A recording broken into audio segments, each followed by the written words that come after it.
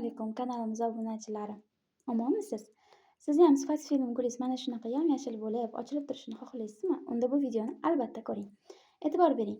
Men sifat film gullarim chanqashi bilan, suvsab qolishi bilan mana shunday idishlarga suv quyib olaman va mana shu idishni ichiga solib 5-10 daqiqa saqlayman va o'ziga kerak gul, o'ziga kerakli bo'lgan suvni tortib bo'lgandan keyin mana bunday o'zi turpoqlari nam bo'lishni boshlaydi. Qo'lingizni ozgina turpoqqa kirgizib ko'rganingizda o'zi bilinadi.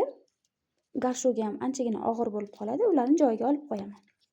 Keyingisi gulni yoz kunlarida 1 marta yoki 2 martadan albatta sprey qilib turishingiz kerak. Chunki sifat film guli namlikni juda ham yaxshi ko'radi.